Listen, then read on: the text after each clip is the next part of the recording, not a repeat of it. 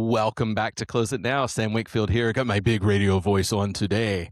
I am excited to have these guys. I haven't done as many interviews in a little bit for various reasons, but I started to get a lot more selective with who I have on the show, and only bring value to you as the listener and this community, because and we're going to get into a little bit of this today. The more that I dive into working with companies, the more that dive into working with organizations that, well, so many of us, we don't really know what we're looking at as far as results and what we should be looking for as benchmarks and those types of results when we're working with, for example, digital marketing companies or any other vendors in the trades here.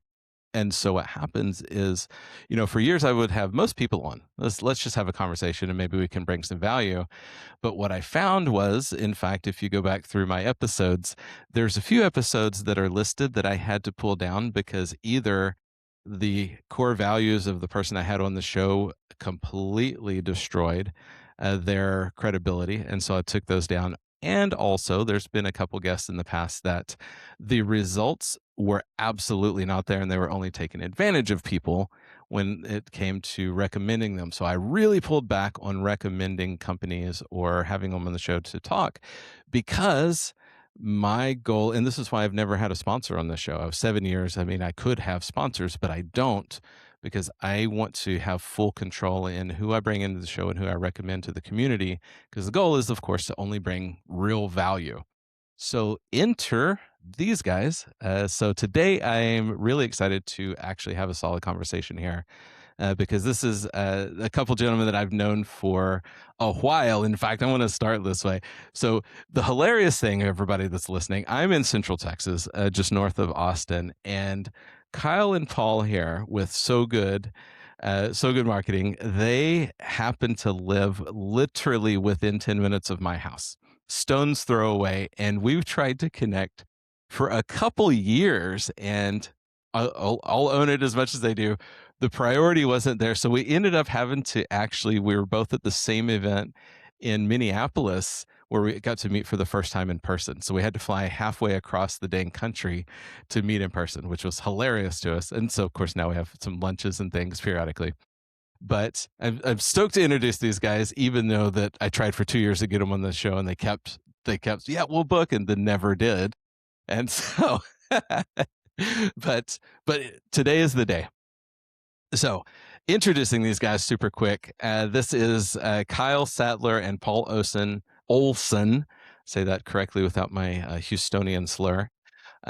They co-own So Good, and you may have seen them, you may have not, but I'm really excited to introduce them to everybody today because they're doing something different in the space than really I've seen anyone else do, and we're going to talk about that.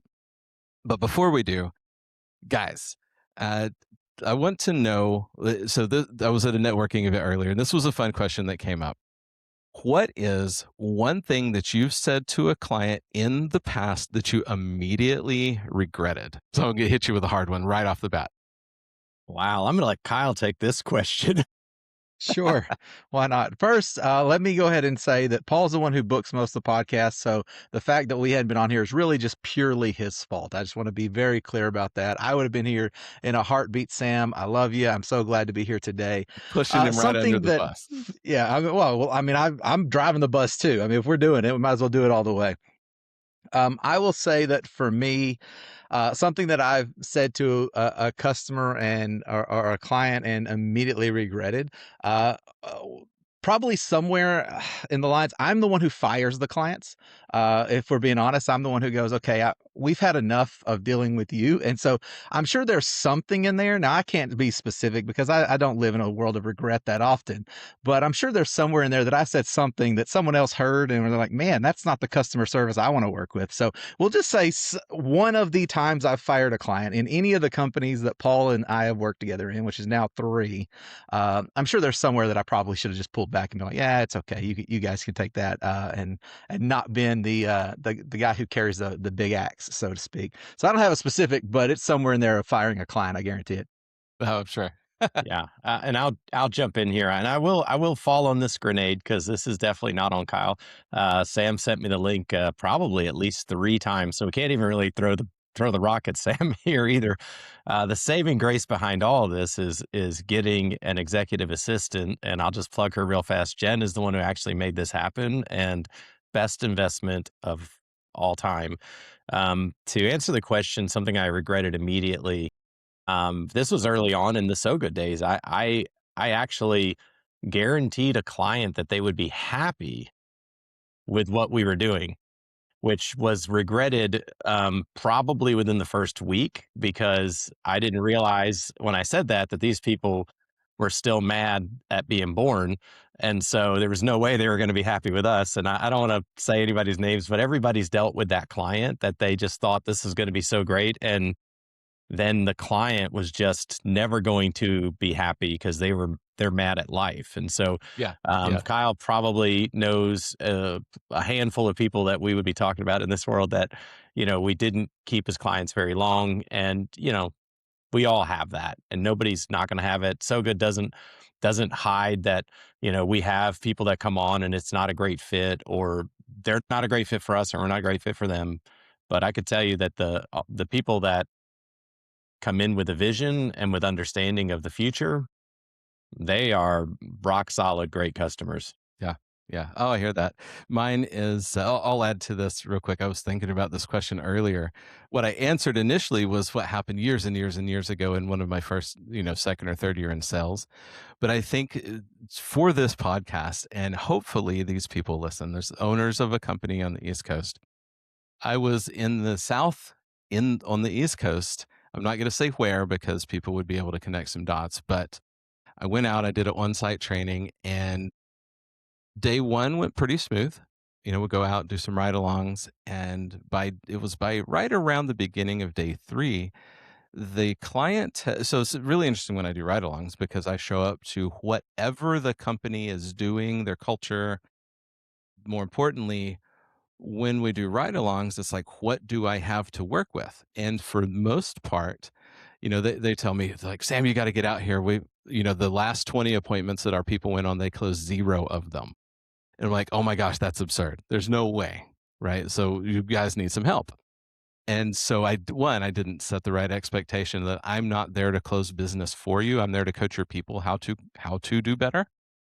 And so by day three, when not a single appointment had closed, so I made some calls. I was talking to some of my peers, and I had a conversation with the owner. And I made the accident. I had forgotten that in the South, there's so many layers of emotional complexity, we'll say. And I made a comment around, well, being here in what's generally referred to as the poor South, and that was the moment everything went sideways.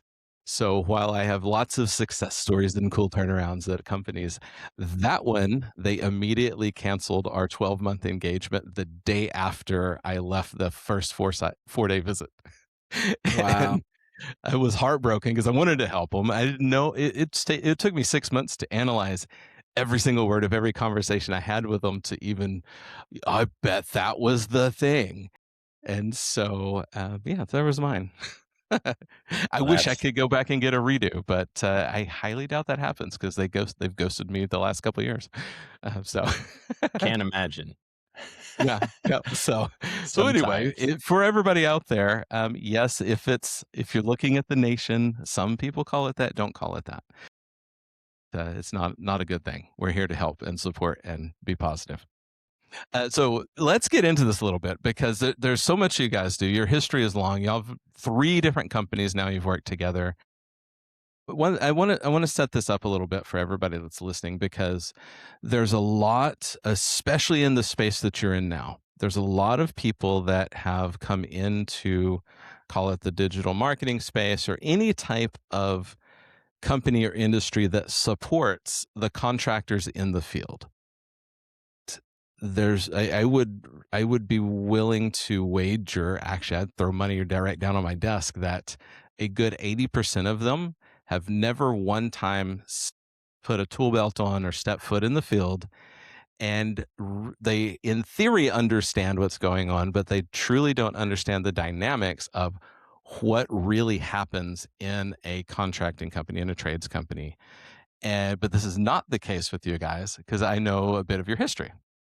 So No. give everybody a quick highlight reel, because I want people to understand this is not a situation, and this is the reason you're on the show. This is not a situation where people that can't do teach or train or start a company like this. This company actually grew out of your own need for something better, and then it basically turned to a point where it grew so fast. You're like, hey, this could be its own business. So I'd love for y'all to whoever wants to take this or tag team it, give everybody a quick highlight reel of what happened before So Good and why So Good even started, and the quick little uh, evolution of it to today. Can Well, I? Paul's the guy who was in the field, so Yeah. I'll let him take that one. Yeah, I'll jump in here and go into the one how Kyle got roped into this whole world. Because the reality is, I was kind of born into the trades. My dad's a plumber. Both my grandfathers ran construction companies of different types. I mean, I was cutting and threading black iron when I was like, I think 11 years old, and then soldering by the time I was 12. Mhm. So there's a big, I was a plumber before I was, even out of school, so to speak. And when I got my first real job as a plumber, 2001, and I started actually pump truck driver, pumping septics to get into the trade because it was tough back then. Mhm. And then moved into apprentice, moved into plumber, did plumbing sales, plumbing supervision, service manager, and then safety manager, operations manager, all the way up to CEO of our last company, where Kyle and I were running that, which is actually where So Good was born. But to take a step back before I get too far into that, I was the general manager of a company in South Austin, and I needed some help in process building to put the blocks together to really get the company to the next level.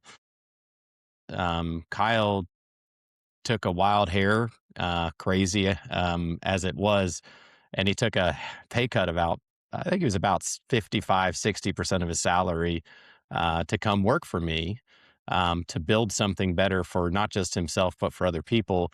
And it was pretty quick after he came on that when we actually started to build and the company started to scale really quickly, that the primary owner got very scared of the numbers getting larger. It was kind of like, well, I don't want to have this many trucks. I don't want to have this many employees. And we're like, you can't do 20 million in revenue with, 6 trucks on the road. Right? I mean, the calls are coming in, the guys are getting sales training, the numbers are lining up, everything is going in the right direction. And she was like, hey, we got to pull back. And it was like, for me, I was like, if we're going to stop doing it this way, then I've got to exit stage right, because the company's going to go where I'm driving it, or I have to bail, because I'm not going to ride somebody else's train at that point. We had already done too much. And so it was decided that between her and I, that I would exit. I have no hard feelings there. And we were going to start our own business, a plumbing company, which is actually where the name So Good was born. I actually threw it out to Kyle that we should do So Good Plumbing, because everything that Paul and Kyle do, which is the S is Sattler, the O is Olson. So good. Everything we do is good. It's going to be awesome. And Kyle was like, that is the dumbest name I've heard in my life. We're never going to have a company called So Good Anything. Oh, And here we are. my business Um, partner I have now, he's something I heard so, from him a while back. He says, yeah. "If your business partner always agrees with you, you don't need a partner." Correct. There is 100% that Kyle and I will stand on different sides of a topic, and then we will often get convinced by the other person of like, well, this isn't actually a bad idea. I had time, I had to digest, I had to think about it. But that got parked. We went to work at a company out of Round Rock. We bought into the company, took over as CEO and COO after 6 months. That was supposed to be a 2-year run before that happened. And then the company, it kind of exploded in 2024. We grew the company 55%. We got our marketing spend down to 2.8%. We got our fuel spend down to 0.97%. So not even 1% for fuel consumption. When we were talking on podcasts like this and meeting with other business owners within the network groups that we were in, And for everybody's clarity in the community listening, this is was an HVAC and plumbing company, correct? Yep. Okay, Out of Round Rock, which is just north of sure. Austin, and we did a lot of work in Austin. It's basically part of Austin. Yeah. Yeah, Sam so can everybody attest has to that. context of what type of company you're talking about here. Yeah. HVAC plumbing, high populace, very competitive area, PE firms buying up everybody every which way but Sunday, right? Mhm. And Sam, again, is here. He knows that very well in the market. A lot of the companies we both had worked for in the past have been bought, sold multiple times. And we were scaling quickly, doing really well, and people started to ask us about what we were doing, and we were just free with knowledge and trying to help people. And Kyle, I think it's more Kyle's idea than mine, but he was like, we should really do a podcast because it would be a lot of fun. The So Good name came back, and we were like, hey, we'll do So Good. It'll be a lot of fun. And I'm gonna let Kyle take it from here because this is kind of where it does get fun. We went to Pantheon and we were Mhm. interviewing people. You want to go, Kyle? Sure. Yeah. So I mean, we were like, okay, let's go to Pantheon. We were part of Service Titan, so we were already on our way there. It made sense for us to be there. So we just took a few hours to talk to people and interview them to build content. Right. We're starting a podcast. We want to build content to try to get it off the ground without us having a format in any way, shape, or form. And by the time we left Pantheon in that 2 days, we had 5 people saying, we just want to pay you to do this. So we had 5 clients and 0 business. We had no LLC file, no documentation, no bank account, no nothing. And we Mhm. had these people who wanted to pay us. So we came back and quickly filed all of those documents, put the podcast on the shelf, said, hey, we'll come back to that at some point, and then kind of launched into it.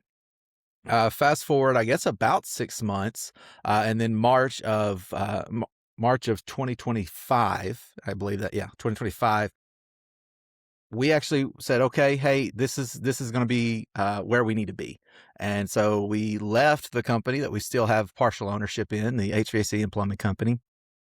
And we started running So Good full time, the two of us. And then a month later, Kayla, our third partner, she joined in full time as well. And we've been going ever since. And one of the reasons for that is because our entire goal that we were trying to hit in 2025 was hit by March as far as clients came in.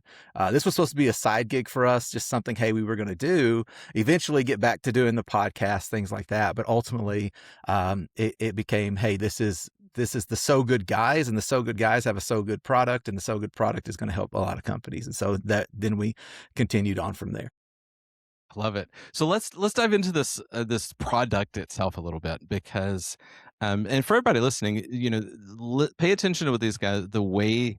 I want y'all to listen through a couple different lenses. One is listen to what we're talking about, but I want you to also listen to the way that Paul and Kyle think about things, because one of the things that has impressed me so much along the way is how they assess the industry, how they look at it, how they analyze it, and then go to work on the thought process and the pieces to fill the gaps and find the friction points in the holes and solve that problem.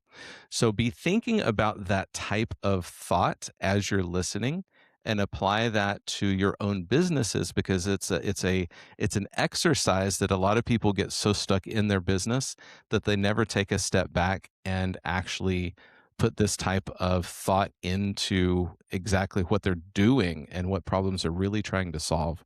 And so that's what I appreciate about you guys, is the way that you approach things. So I love that you were talking about it. Your whole goal for the year was met by March.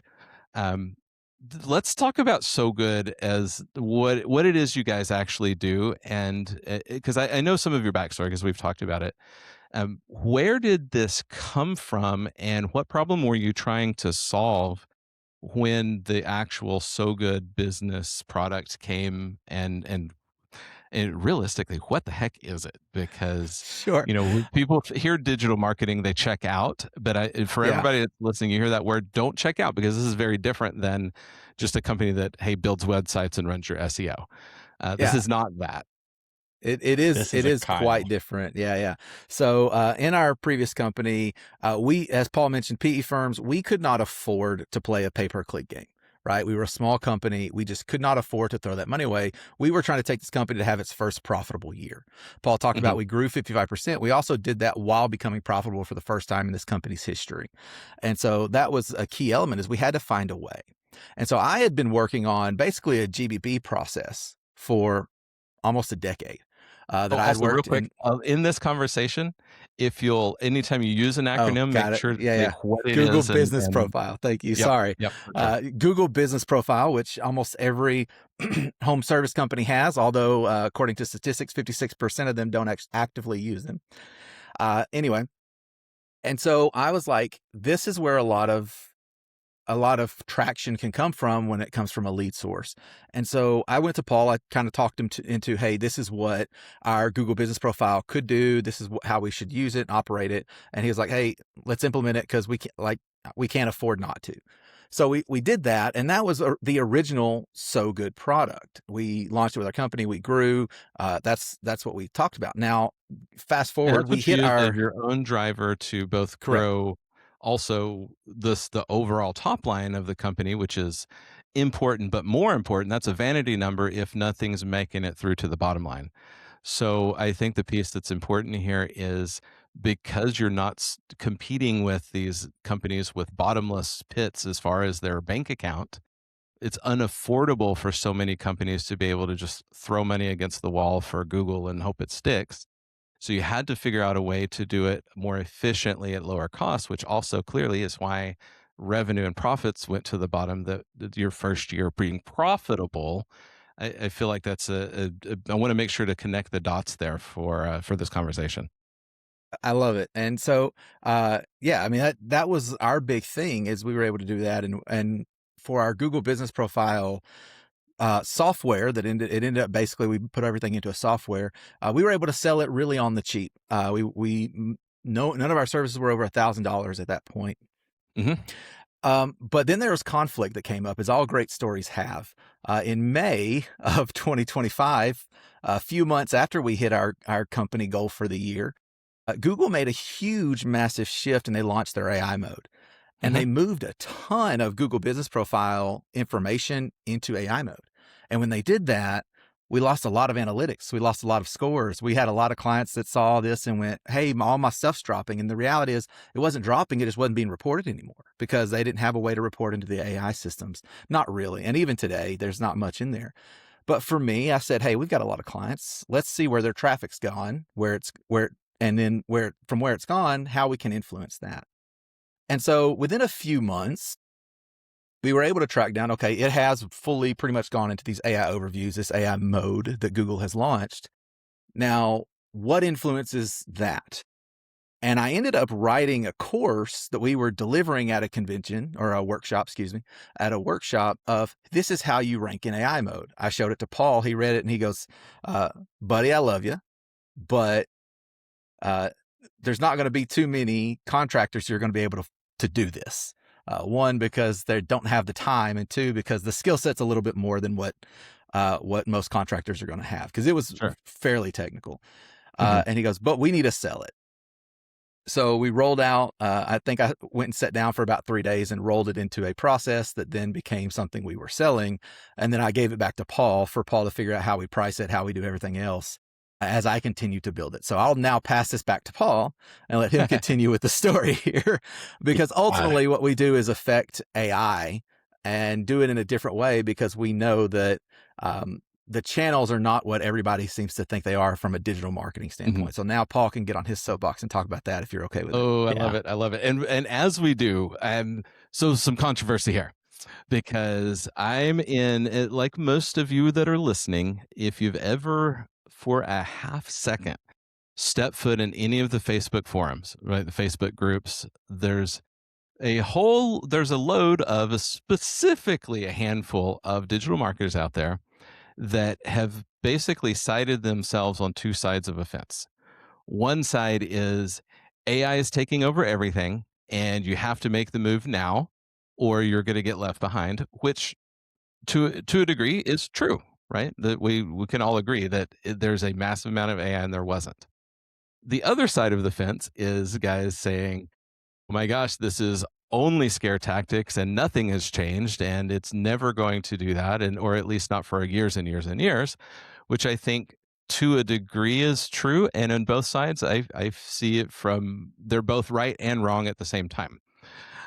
So with that context of that bit of controversy going on, and now that we're entering the AI conversation, where do you fit, and where do y'all, before we get into a little more about So Good and specifically what it does, where do y'all where do you vision cast this going? Where's this conversation landing when it comes to the way it sits with you in y'all's lab? Yeah, I will jump on this, and I'm just going to kind of summarize what you stated there, which is scare tactics versus reality, right? And then reality today versus what's coming tomorrow. So scare tactics versus reality. Well, let's talk about reality. The SEO guys that really say that nothing is changing and it's all the same. If it is all the same, they're not wrong. SEO has been trending down on impressions and its effectiveness over the last 3 close to 4 years. Soon it'll be 5, right? So like it's been trending down and it continues to trend down on effectiveness. So yes, it's the same. If we're talking about by percentage of effectiveness, it continues to trend down. So reality says SEO is not as good as it was 5 years ago. And you're still spending the same money or more money on it for less impressions, less effectiveness. So that is reality, right? So scare tactics. Oh, AEO is taking over, AI is taking over, and SEO is dead. Well, SEO is not dead. It's trending down. It is going down. So you do need to realize that if you continue to spend $6, $7, $10,000 a month on SEO, your money is eventually going to go into the ground and be worthless because you're spending it on something that is trending down. So we do need to start shifting that spend onto something that's going up. AI search is climbing, which means that we should start shifting some of our spend into the future. Does that mean we sell our entire present on a future that's not here? Absolutely not. So Good does not say that you shouldn't do anything SEO related ever. You don't need a website. And that's not what we tell people. But I will tell you that if you're on a very limited spend and that whole limited spend is getting sunk into SEO, it's being spent in the wrong place. And I would never say, give me all your money either. It's just the reality is don't spend it on a foundation that's sinking into the ground. Spend it on the things that are coming up or spend it on the things that make the phone ring right now. PPC makes the phone ring right now. Put your money there. Build a client base, something to build market later, right? So we will often tell people, man, if you only have $1,000 a month or $1,800 a month, we'll often say you should probably get that spent in more pay-per-click type stuff just to drive your revenue up so you have more to spend. So we could talk about monthly reoccurring things that build long-term brands. Scare tactic, SEO is completely dead. No, it's not. Mhm. Reality is SEO is dying slowly and it eventually probably will go all the way down. How far that is, I can't tell you, right? So we don't tell people don't do any. We just say, let's limit the spend. Sure. The Diversify a little bit, reality is, basically. yeah. And then the future, what does the future hold? Well, Google has been showing us over since May with Google's AI overview, right? AI mode. It is becoming more and more prevalent every day on search. You see it more often. It's actually no longer showing you all this stuff anymore. Now it's just cutting off. It's giving you its answer and it's cutting it off. Google is showing us the future of search. That's literally coming. Google does not spend the kind of money they spent and the kind of money they continue to spend to build this out and keep investing in it for it to sit on the shelf. Google's leaning in. AI search is going to take over and it's taking over Google. So when we talk about, ChatGPT and the LLMs only having a small piece of local business search, that's correct. The biggest piece is Google. But if Google's shifting to AI search, you do need to get on that train somewhere because the reality is you will get left behind. Mhm. That's not me saying all your money gets poured into that bowl and all the money gets left out of SEO. That's not how it works. Now, Kyle might want to deep dive into this. I do before I do, transfer back to you guys. I do want to shift back into what Kyle was saying because this is important for your business owners that are listening to this. If you are a sole proprietor business owner, let's say you got 100 trucks or one truck. It doesn't make any difference. you need to have a think tank system within your business. Everything that we've built between when we were at the first company in South Austin into the company in Round Rock and into So Good, we have a literal daily think tank conversations. Mhm. Kyle and I will literally go on a walk around the neighborhood where we're office out of a house in Georgetown.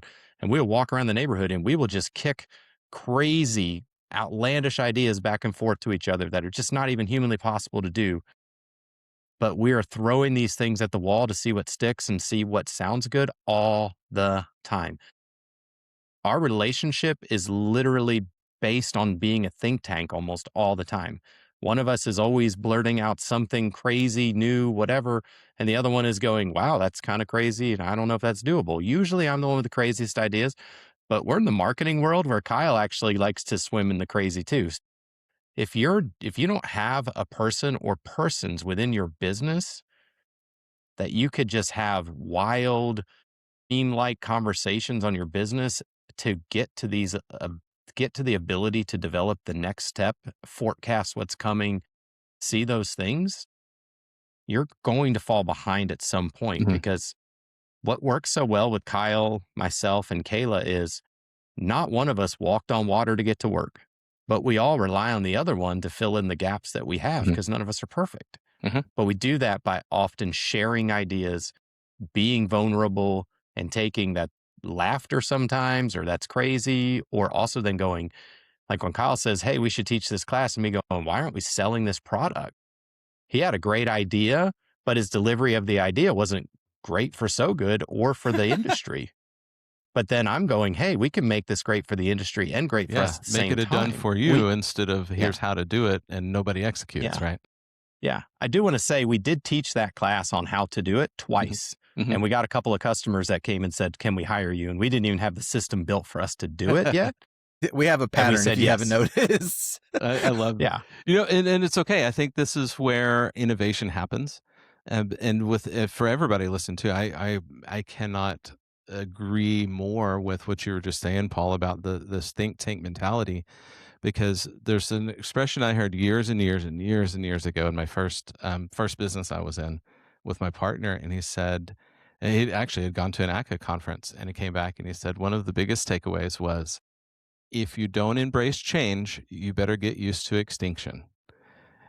And and this is way before, I mean, there was a book that came out years before smartphones called The Third Screen even, and that had just come out. And so when people were talking about what is pull you forward marketing, I'm using some high level terms here, but the concept is everything, because and this is why I innovate so much as well, is it for everybody listen, if you ever have this thought in your head or somebody says to you, well, this is the way we've always done it, that is your immediate red flag to analyze the process and evaluate it and figure out, is this still the right way to do it. So I love this piece of the conversation because it's everything in keeping a business fresh, moving forward, continuing to grow, increase revenue, all those things.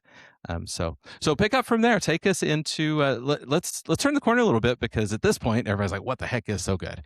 What is it that you actually do?" If you don't, we've lightly talked about Google search and SEO and AIO and AI search, but how do you go to bat with this? What is it? Yeah, so It's I Kyle. guess I'll take this one. Ultimately, yeah, we affect AI search, and we are often, we don't say SEO because we're not SEO people. We don't build websites. So what do we actually do? Well, I talked about us having clients and following the data, and the data said that over 65% of results that were in Google's AI search, I want to be very specific, were actually coming from YouTube and Reddit. And so that was a big deal for us to see. One, because for me, I never wanted to touch a website again. I had a marketing company for over a decade and that worked with other people besides just home services. And I never wanted to build another website because I'd done it. And I was like, I'm done with that. And so I was like, okay, YouTube and Reddit, cool. And then I continued looking and I was like, well, all right, so 20 to 35%, give or take, are coming from blogs, and usually ones that had been built and had, decent on SEO, and then about 5% were just coming from FAQs, which that's the part, if we're being honest, that really I'll say pissed me off. I don't know how if I can say piss, but I'm going to say it Yeah. anyway. It's not a real swear word. This is a It's the part that contracting pissed. podcast. Yeah. You can say I've had some people on that I had to put the little E on the episode. So say whatever you want. Okay. Well, that's about as far as I'll go anyway. But it pissed me off, and the reason why is because I knew what the marketing trends were right now. Is that all marketing companies under the sun were saying, "Hey, really got to stick with SEO. We really got to keep working on your website, bigger, faster website, better website. You're going to need to spend another 15 grand because Google's made an update here. And so we really just need to rebuild the whole website." And the biggest change they were making was they were adding FAQs, and FAQs are great. They're great for validation, but they actually get about the same credibility as your Google business profile when it comes to AI validation. And so I'm looking at it going, well, the biggest chunk we're hitting, or that should be getting hit, is YouTube and Reddit. Nobody does Reddit. Hmm. Everybody from a marketing company standpoint is terrified of it. And I understand why. It's the Wild West. There's so many different things you can find on Reddit and things you don't Oh, want to geez. find on Reddit. Yeah, it's like And internet then, in 1996. If you yeah. type in chair.com, you have no idea what you're going to find. Yeah. And then the other part is YouTube. And the reality for that is it takes a lot of time. It takes a lot to build that out. You got to have scripting. You got to create the videos. You got to, pop out all this content. And these companies are trying to run a business. They don't have time to be content machines. And the reality is we didn't have time to be content machines for them. But I wanted to find a process that could facilitate that. And, we do live in an AI world. And so what we started doing was actually making AI videos. And we built out these short, they're 45 to 90 seconds. They answer a question. We have a tool that actually pulls questions being asked in our client's area. We pull about 400, narrow that down to about 200 relevant questions. And what we end up doing is we build a YouTube video for it. We post on FAQ, we post a blog, and they're all synced together. They're very synergistic. They answer the same question. They're posted in the same week. If you have a package that has Reddit, which is specific because, again, nobody wants to do it because it is terrifying. It's hard work to get into Hmm. the Reddit and build that system out. Well, it's all We manual. do, There's no yeah, there's automations no allowed APIs. with Reddit. Yeah, You have to be a human being pushing buttons. correct. And so we 100. do have that as a specific package or an add-on that you can add to any package. But um, we do the same thing there as we do a question and an answer. We have a certain way that we do it that doesn't get you flagged, doesn't get you banned, doesn't get you kicked off. And that's our big thing is we build YouTube videos. They're short. They're a little cheeky. They're not perfect. They're made for AI to read, really, not even watch, because we're reading the transcriptions. We spend more time on the SRT, the transcription of it. I did it. I don't know if you noticed that, Yeah. Sam. I Appreciate it. specified. We spend more time on the transcription and the subtitles than we spend on the actual video itself. And that's because that's the part AI cares about. And at the end of the day, AI is meant to act like a human, but what it's trying to do is be a 15-year-old chemistry student that's listening to this information or reading this information and regurgitating it the next day on a test. It is not trying to be the biggest and baddest. It's not trying to have everything perfectly. It's going to go, what's the biggest commonly accepted answer? And so for us, we work on building those things out and you being the expert in your area for those questions. And we've had some great success from some of our clients to the point where, and I won't list any names, but we've actually had marketing companies come to us who are running their analytics going, how did you get this blog this much traffic in this amount of time? And it's like, well, because it's all linked together. We're not creating one piece of content. We're creating 3 to 4 pieces of content and putting them all together. So we're getting the traffic and we're making this customer the content expert, or excuse me, the concept expert in their area for their industry.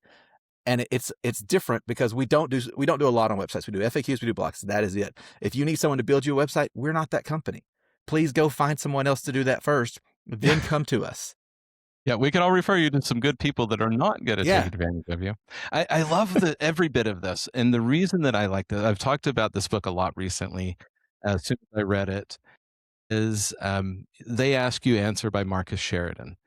Is in my mind where a lot of this type of where when that came out, it really changed the way people think about this process, because so many times people are scared to actually answer the tough questions their clients ask them, especially in a public forum.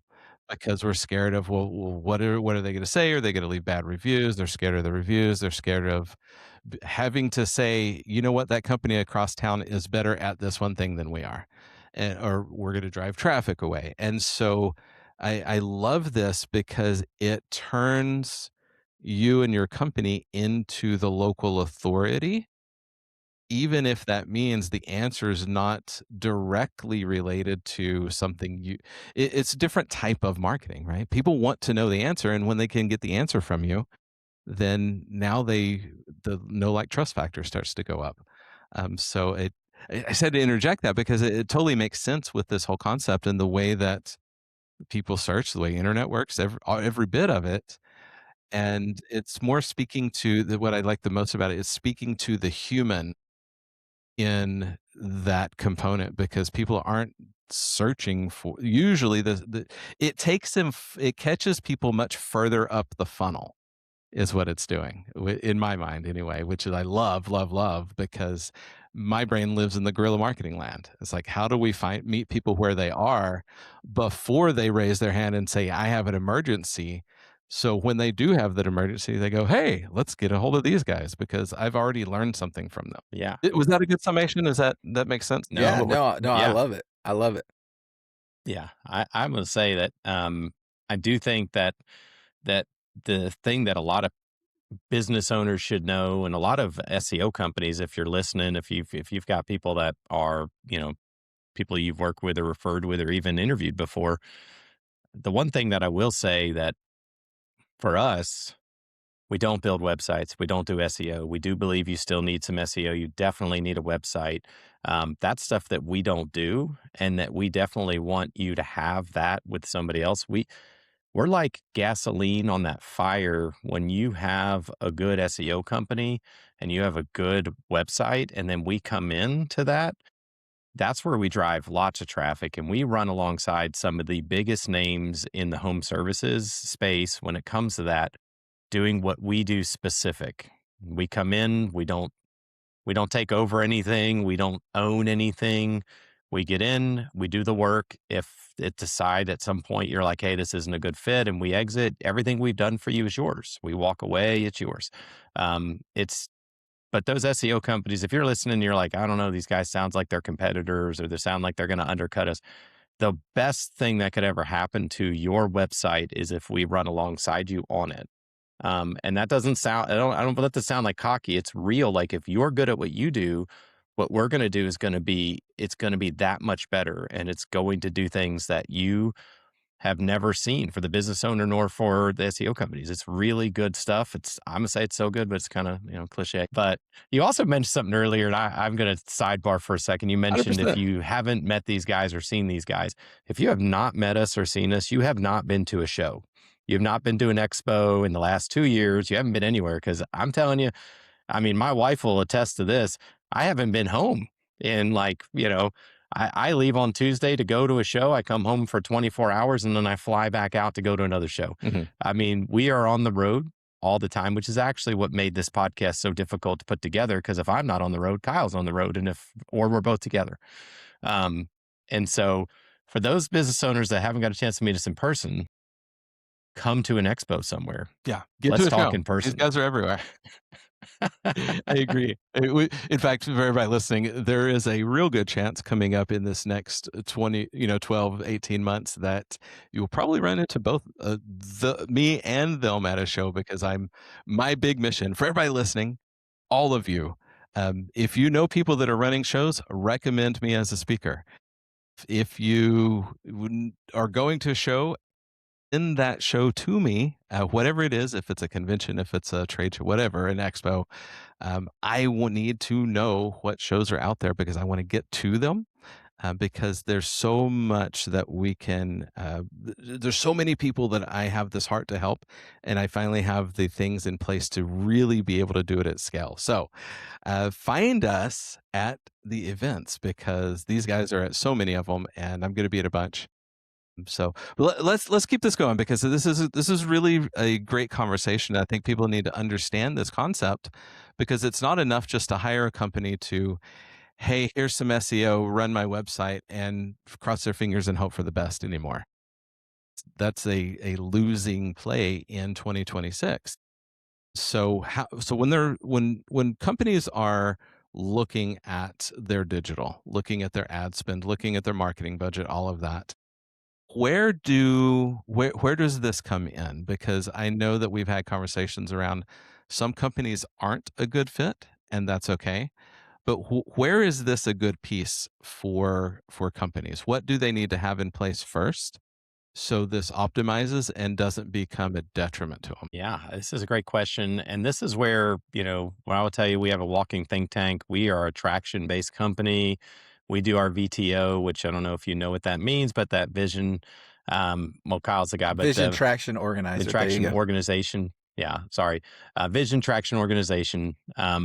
But we nail down what our ideal customer profile is, ICP. And we really hone in on our primary goal is to help companies that are $3 million plus a year in revenue, because what we see as a value to that customer is a percentage of their spend. They're going to spend some money on SEO and having a website. We're going to come in and do the AEO piece, which is based on a couple of places we work on your website that drives traffic to the site, that comes from the offsite channels like YouTube and Reddit. And your Google business profile, we're going to manage that because we're also going to be driving traffic from that back through to your website as well. So, and we drive calls direct from there. So that's where we live in, right? We live in that world. Now, if you're a $2 million shop and you've got it honed in, you've got a budget and you're living 12% of your spend, we can fit in that bucket. We can. But most businesses that run sub 3 million are still kind of in a growth phase where they don't have full budgets. They don't have the exact numbers they're spending on this, that, or the other. And that's okay. It's definitely fine. If you are dialed in and you're like, hey, I'm doing 2 million and I want to talk, even if you're doing 1 million and you're willing to, and you're spending more like 15% of your revenue, we can fit in that bucket. When we talk to companies that are sub 2 mil, sub 3 mil, and they don't have a budget and they just don't know exactly what they're spending, for us, it becomes, we need to make sure you're getting your dollar cost return, because Kyle and I, we both have had this conversation, and I'll say it for me, I won't speak for him, but if So Good were to go and say, you know what, we're not helping customers enough, they're not getting their money back, they're not getting a return on what we're doing, we can go right back to running a home service company and make plenty of money. We were doing well at it before, we'll do it again. It's just, I'm going to be honest, doing this and being able to reach more people, for me, when I get my personal growth, my personal, like, my why Mhm. is how many people in the trades can I help? If I have my own company and I run 100 trucks, I'm helping 100 technicians plus the office, plus the staff, 150, 160 people. If I'm doing this and I'm working with 100 companies, 500 companies, then I'm now touching tens of thousands of home service people. Mhm. And my why is seeing the industry move forward. So for me, I want to be here, just like you, Sam. You have a big vision. You want to see the industries move forward and advance on how they talk to people and how they handle sales, and grow an actual sales culture based on like good Mhm. sales and real, like, data driven and understanding of people, and not, you know, not trying to take advantage of anybody, and not, not living in scare tactic sales, but like real information delivery, Mhm. real educational that people can now connect with. That's who I am in that same vein. And Kyle's in the same way. Like, we're delivering something that drives us more, which is why we like this. But if it doesn't help move the industry forward, I'm out. I mean, I will be out 150%, and I don't see Kyle wanting to do it either. It's still hard work, guys. Yeah.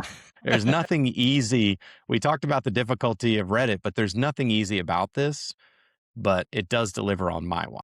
Yeah, I hear you so deeply on this. So one thing that this podcast is known for, and I think you guys know this, is every episode I always like to make sure that there's some sort of instantly implementable takeaway that people can and leave with one listen and go, I can try that in my business. So what I'd like you to do is speak to those under $3 million shops And what is one or two things that they could take a look at that they can change, implement, do something to start this process? They might not be ready for so good yet, but what is something that they can do, or things that maybe they should be looking at that they're not right now that they need to know to make sure things are in alignment and start moving their needle to move forward? I'll give. I have to make it two because it's very important that we hit these two. First, make sure where you're branded on these multiple channels is accurate to your company name. So don't have, like, if you have a YouTube channel, if you don't, create one. But if you have one, make sure it's your company name and not John's whatever. That's your name. It needs to be your company name. Two, the biggest mover in the AI space, if we're focused on the AI space, is YouTube. 100% across the board is YouTube.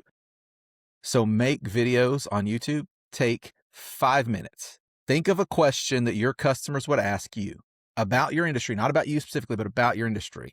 If your water heater, why, I don't know. This is a terrible one for me to do. I don't know why I did this. Why I put pigeonholed myself in here. Why the water heater thermostat needs to be set at a certain temp, whatever that is. Again, you guys are more experts than I am.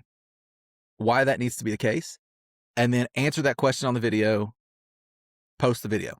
It doesn't have to be perfect, doesn't need to be great. Literally, you can hold a phone, answer the question, put it out there, and then you've got content going that is going to effectively put you into the AI systems just from doing that. Is it going to be perfect? No. Is it going to hit all of the check marks? No. Are we going to beat you if somebody hires us? Yes. But it's something for you to do to get into those systems that you're not in right now. Because if you're just focused on your website, and again, there's nothing against SEO, there's nothing against website companies, but if you're just focused on your website, you're trusting the weakest source that AI gives you, because it knows you can write whatever you want and nobody can say anything different. On YouTube, on Reddit, these bigger channels that it pulls from, if you say something wrong, 1,000 people are going to tell you it's wrong. They're going to call you a moron and tell you it's wrong. You don't get away with that stuff. So post the right information. Take a few minutes every week to post that. Do it before you go to bed. Make your wife record you. Whatever it looks like. Take some time, get it onto a YouTube channel. Make sure that you're posting there. That would be my piece of advice of, hey, this is the takeaway. If you can't have so good work, or if you can't work with so good for whatever reason, that's your biggest thing you could do. Mm-hmm. Love it. Yeah, that is super powerful. I concur with that. I've gotten so much over the years, so much traffic from exactly that. Way before I had the podcast, I would do, when Facebook Live started, I would just be on site back when I was in the field of air conditioning and literally stand in the front yard, go, hey guys, let me just tell you what we're doing today. Behind me, I've got my crew doing this. Here was the problem they had. I'm thinking one specific example. It was a 3-story basement and 2 stories above that. Here's the problem they had. Every room in the house was a very different temperature. They had one thermostat and nobody was happy in the house because it was always wrong. So what we're doing today is we installed a system that they now have control of every single floor, a different temperature, and it's able to do that and hold it accurately. So now everybody's going to be happy. And that's as much info as I gave. So everybody listening, don't overcomplicate it. But with that happening, that then just consistent. I mean, I used to have at least a client a month after I started this process that every single time I posted a video, people would go, I would see the hearts start. So like that first video it hit, and then through my library, this is before they started axing all the live videos. But I would see these hearts appear, and I was like, what? I told my friend standing next to me one time, I said, watch, they're going to reach out and ask if I can come look at their house. And every single time it did. And so it's just a small example of how effective this is, because for everybody listening, I agree with Kyle. You don't have to be perfect. And don't get lost in the vanity of, I don't like how I look on the screen or how I sound. Well, that's how you look and sound. So get over your ego. Every time you step in front of a person, it's the same. That's what they see and hear. So don't change it. It's okay. It's you or you. It's fine. And you can stumble over your words. I do it all the time in my podcast. It's like, who cares? But the point is trying to come across is just do it and take action. And imperfect action is better than a perfect inaction every single day of the week. So that's my Yeah. 2 cents on No, that. 100%. I'd love be you, be real. On my Facebook and Instagram, if anybody there follows me, sees me, they're just going to see I'll shoot a selfie, I shoot a picture with somebody. I post pretty much every photo I take. When I take one to post, I don't take 17 photos and is this angle right? It's not how I operate. You're going to get the real me every time. Mhm. So don't worry about being if you're stumbling or if you're fumbling a little bit, that's okay. People like authenticity. That's going to make it more authentic. Mhm. I'm going to give mine, which honestly, Kyle helped me identify again with the think tank together. I had this system when I was a technician, the things that I had to check on every home that I knew that 70% of the houses I would go to would have at least one of these, if not two or three of these issues. So I would have items that I could present to the client. If I couldn't do a whole plumbing inspection or a whole AC check, I was at least checking these 5 to 6, 7 items. Mhm. We put that down in a process for our company, and we called it the never misses. And we had 7 never misses on plumbing and 7 never misses on HVAC. And the way we monitor that with our technicians is they had to show pictures of those never misses. So didn't matter if you got to check the whole system. It didn't matter if you got to check the whole thing. You always at least check these things.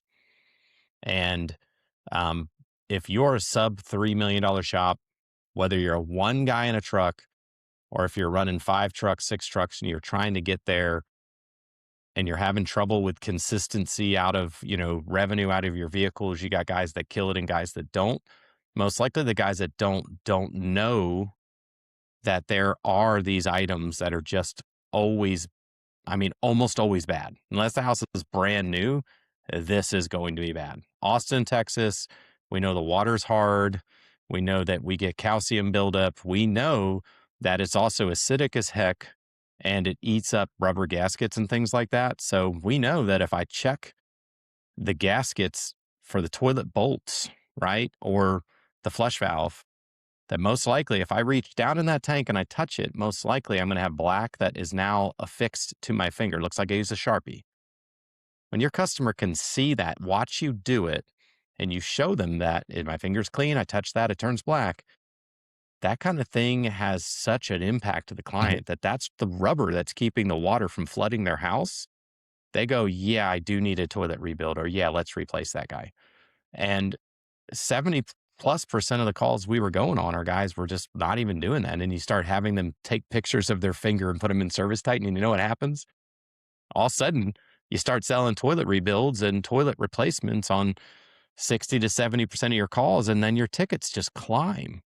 And the truth is, that's what the client needed to see. They needed to know that was deteriorating. They needed to know that that was a fail point, and they needed to visualize it as well as hear it. We put together 7 never misses. We trained on them twice a week, all the time. So put together some never misses for your team. Put together those things that you know in your area, in your type of business that are almost always broke. You go on the call and you find it almost every Mhm. time, but your guys don't know that. Right.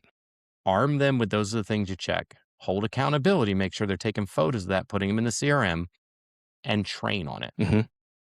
Can't hold accountability if you don't train. You can't hold accountability if they don't know. Train, make sure they know, make sure you train, and then hold accountability. And you're not going to be a $2 million shop. You're going to find probably over $1 million in revenue in the first year just doing that. Mhm. That's without And adding then all of a trucks to sudden the you're a $3 road. It's million just shop. becoming way more profitable, right? Yeah. You're already there. You're not, no more truck rolls. You might have to add another truck because your guys at the call longer, but you're rolling the less calls to get more money.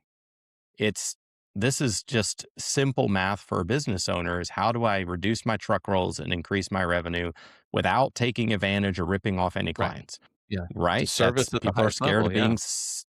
scared of being a salesman. Well, you're not a salesman. You're just informing. You're just showing them. So, And that's all so this this is is. I love this because so let's use that same exact example because what I've learned across time and I'm going to ask you for this um, is it's one thing to do something in a house, but it's another thing to tell why you're doing the thing in the house with the homeowner. They need to know why it's important. So with that example, if you're the technician in the house, how would you set that up with the homeowner so they know what you're doing and you're not just, "Oh, look at this black crap on my finger." Yeah. I mean, for us, the way we would teach this is we would have our guys, we try to get the customer to go through certain parts of a checkpoint with us. Like, hey, I just really need to check a few things that are often issues for our customers, and especially in this neighborhood with the age. And I want you to see it when I check it so you understand what's happening so you can make a sound decision on what we're talking about. I don't want to go out to the truck and write up estimates and then come back in and just try to show you numbers. I actually want to show you the issues because this might be something you feel comfortable tackling yourself, but it also might be something you're like, yikes, I need that taken care of. Is that okay? Would you be willing to work with me, walk with me, those kinds of things? Those are the kind of conversations you need to have with your client on the front end so that they walk around with you and do this inspection. And then when you flush the toilet, you take the lid off, you flush the toilet, you're looking in there, the water's filling, there's not much in there. So you're not burying your hand, you're not putting your arm this deep into the tank. You're really just getting a little bit and you touch in there and they're kind of like, what are you doing? And you pull it up and you're like, well, I'm checking the gaskets. I'm checking for how soft they are. I want to make sure they have the right dexterity so they're still going to hold. But in touching them, this is the gasket material now affixed to my finger that wasn't there. So that's deteriorated. That's a problem because that's holding back all of this water that will fill endlessly from your floor. I think we should talk about that. And then they go, oh, really? And then they look in there. It always looks bad, by the way. The visual of looking in there always just looks corroded and bad. But it doesn't matter if it looks bad. It's just, what is it actually doing? Is it hard and not flexible? Should we do something with it? Those kinds of things. So when you can get the customer invested with you to do an inspection of their home and you show them, you're arming them with information, they understand why. Again, you're not selling uphill, you're selling off of the value you're building. I love it. So much easier. Oh, thanks so much for unpacking that.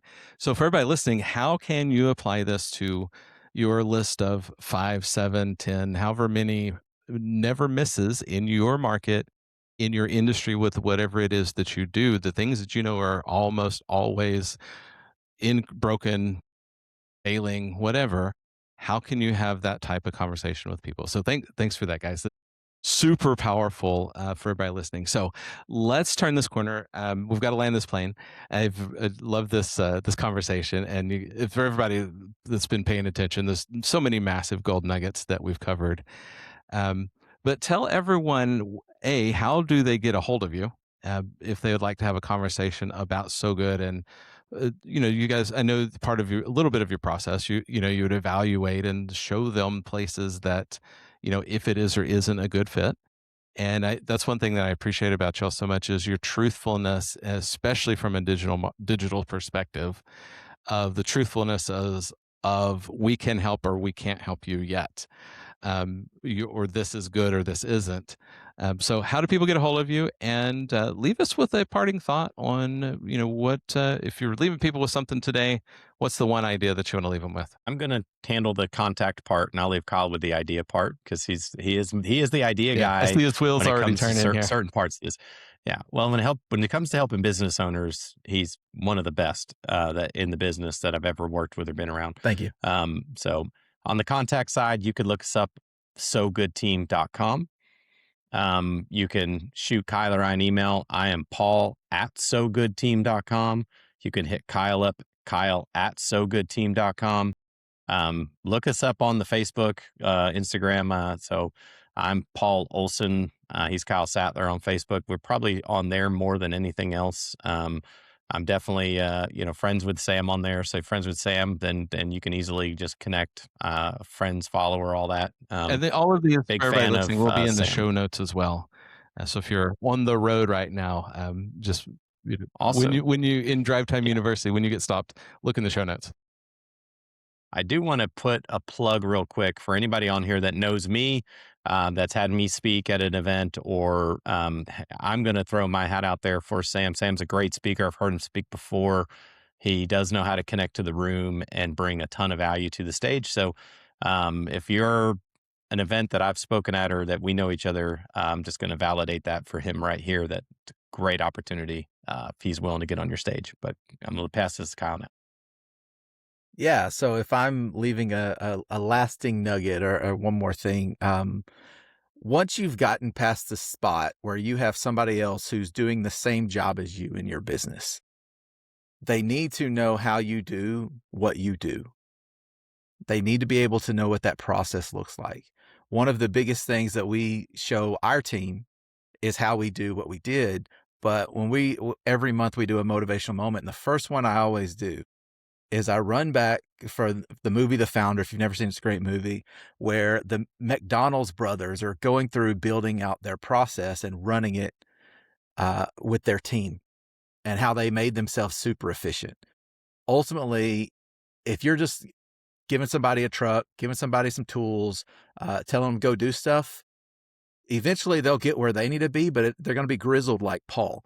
You need someone, sorry, you need someone that you can, one, train, but two, that you can train in your way, because what you do is special. Even if you don't think it is special in some way, shape, or form if you're doing it successfully for yourself or you can hire another person. So stay focused, build out processes that you can then train people on. It's the biggest shift you're going to make from being a solopreneur to being an entrepreneur. Love it. That's super valuable. Guys, it's been awesome having you on today. I appreciate you making the time to appear on the Close It Now podcast. And I know that we're gonna have plenty more conversations in the future. For everybody listening, couple super quick announcements. A lot of what we're talking about is, that's the huge thing that's going on right now. One is it's springtime, so the date of recording is Wednesday, April 8th. This episode will go live Friday, April 10th. And so I'm prioritizing this one ahead of some others I've recorded because I want all of you to hear this as soon as you can before your season really kicks off this year. And the second piece to that is two things. One, I've got some spring training promotion going on. I'm booking my on-site trainings for the year. So if you would like me to come to your location, walk through train your team, go on ride-alongs, actually get dirty in the field, and show them how things, just like the conversation Paul was having with his example, I can show your team instantly how to turn their numbers around immediately. If they're already doing great, they'll do better. If they're doing poor, they'll do better. There is never there's never a time when you don't get a return on investment when you invest in training your people, because it will always come back multiplied to you. So we're booking the calendar for on-site visits this year. And the second piece is the biggest thing that's going right now with Close It Now is looking at your whole company to help you find. In almost every case, we can find the revenue. You've already got the revenue to grow. You just don't know where it's at in your business. It's getting lost in your P&L. And when I say that, don't let the words EBITDA and P&L scare you. It's very simple. People, a lot of times when you talk to gurus and things, they use those words intentionally and only those words to gatekeep the information from you. And that's not how we function. We want you to be able to understand that so you can look at your P&L and go, oh my gosh, this is misclassified. And holy crap, there's $200,000 here that should have gone into my pocket that didn't. How do we reclaim that? And then we go to work on it. We get it back for you. And then we step in it and show you how to use that revenue, redirect it into avenues like So Good, and grow your company. But not just grow it for the sake of having a bigger company with more trucks, doing it in a way where more money makes it to your pocket and more money makes it into your operating capital, because profit is everything. It doesn't matter how much you sell, it's how much do you keep. And so business is a simple formula. Money in plus money out equals something. Is it a loss? Is it a break even? Or is it a plus? And when you start to understand the concept simply, everything else builds from there. So you'll catch me in the show notes. Of course, you can email me, sam@closeitnow.net. Go to closeitnow.net and fill out the form. I'll get right back to you. Or again, I have a really cool Facebook group. Join the Facebook group. I do free training, Coffee Talk Friday, where we cover topics like this and I just chop it up and answer your questions for the week. So go join the Facebook group. Get in touch with Kyle and Paul at so good at sogoodteam.com. And until next time, everybody, you go be someone worth buying from.